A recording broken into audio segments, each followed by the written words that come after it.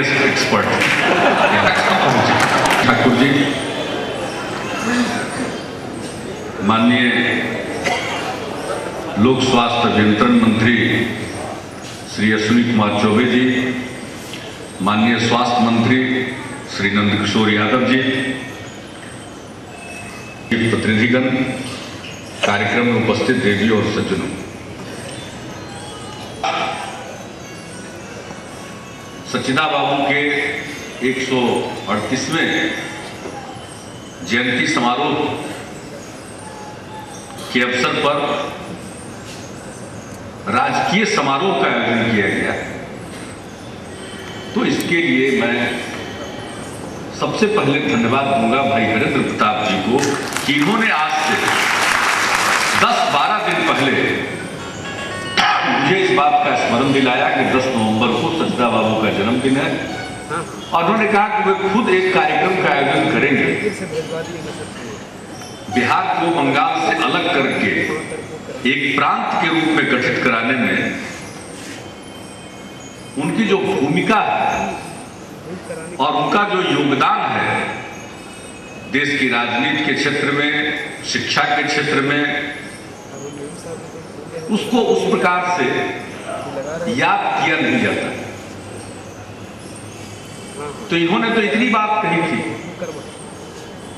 और उसी क्षण मेरे मन में ये विचार आया कि ये तो अद्भुत है कि हम सब आज बिहार के वासी कहलाते हैं, और जिस बिहार के गठन के लिए 17 साल तक अनवरत जिन सचिदा बाबू ने संघर्ष किया, उनके संघर्ष का प्रतिफल था कि अंग्रेजी हुकूमत ने यह निर्णय लिया कि बंगाल से अलग बिहार एवं उड़ीसा प्रांत का गठन किया जाएगा, और 1912 में वो गठित हो गया।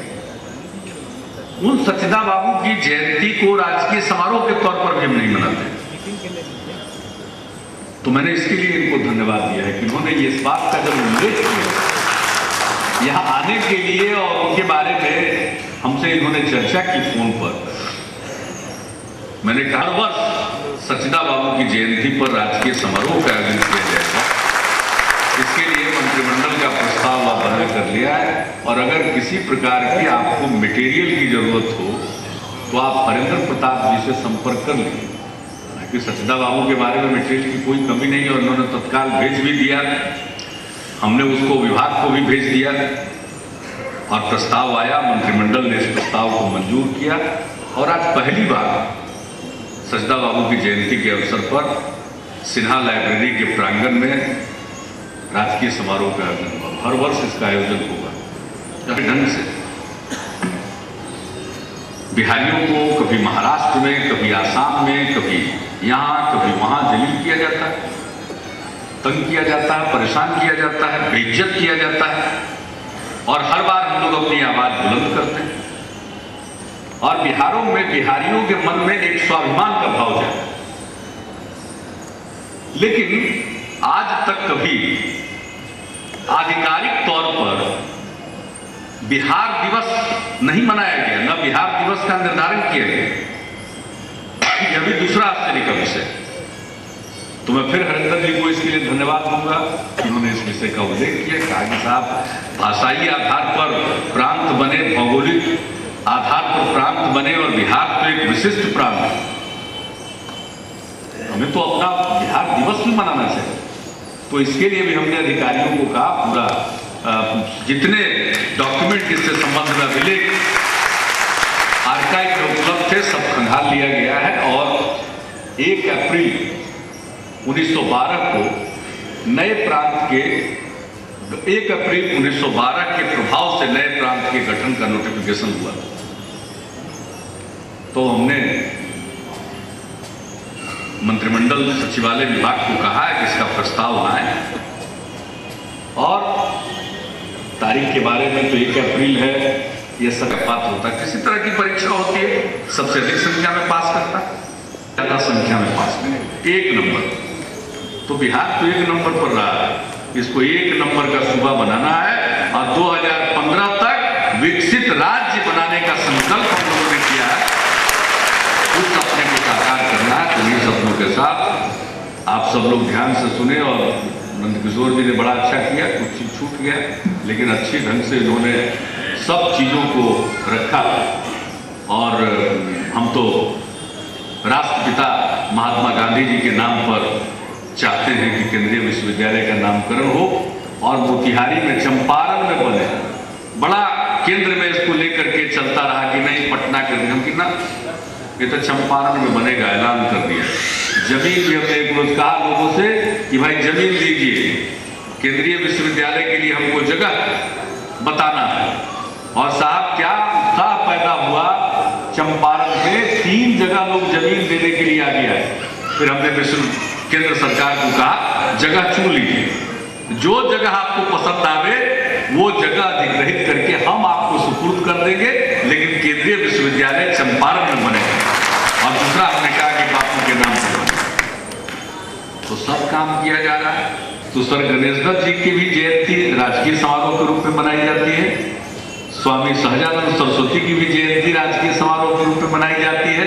और दोनों की प्रतिमा बन रही है, उनकी प्रतिमा भी स्थापित की गई। इसलिए हमारे जितने पुरखे थे जिन्होंने हमें दिशा दी है, चाहे 1857 की लड़ाई हो, 1942 की लड़ाई हो, आजादी के बाद देश के नवनिर्माण का अभियान हो, बिहार को दिशा देने का अभियान रहा हो, जिन लोगों की भी हमारे पुरखों की भूमिका रही है, हम पुरखों को याद करेंगे। और वही जिंदा कौम है जो अपने पुरखों को याद करती है। हम अपने पुरखों को गौरव के साथ याद करते हैं, अपने इतिहास को गौरव के साथ याद करते हैं। अशोक को सब लोग याद करते थे, चंद्रगुप्त को नहीं। अब बताइए चंद्रगुप्त कितना प्रतिभाशाली सम्राट हुए।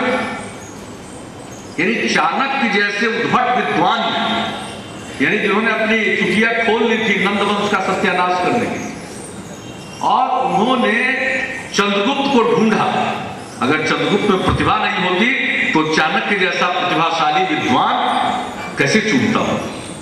चंद्रगुप्त को उन्होंने चुना, और वो चंद्रगुप्त की प्रतिभा देखिए कि चाणक्य जैसे विद्वान को कभी भड़कने का मौका नहीं दिया। मामूली बात है, बुद्धिजीवी तो बात बात पर भड़क जाते हैं ना। रामकिशोर जी के बुद्धिजीवी लोग जो हैं, जब 6 महीना पर तनख्वाह मिलता था तो हमने 1 तारीख को पहुंचा दिया। तो उस समय तो साल भर ठीक रहा, आजकल फिर कुछ गड़बड़ हुआ है। विद्वान लोगों का कोई ठिकाना है, वो तुरंत रुष्ट हो जाएगा। आप सोच लीजिए चंद्रगुप्त ने रुष्ट होने का अवसर नहीं दिया। तो उस महान चंद्रगुप्त के नाम पर प्रबंधन संस्थान, सीखो प्रबंधन की कला, वो तो अपने आप में सफलता की कहानी। काउंटर की बुद्धि पैदा ही नहीं हुई। तो ऐसे लोगों से भी सावधान रहिए। यही है कि कभी कभी काउंटर विभूति को रोल मॉडल मत बना लीजिएगा। इन्हीं शब्दों के साथ सचना बाबू के चरणों में श्रद्धा सुमन अर्पित करते हुए आप सबको धन्यवाद देते हुए मैं अपनी वाणी को विराम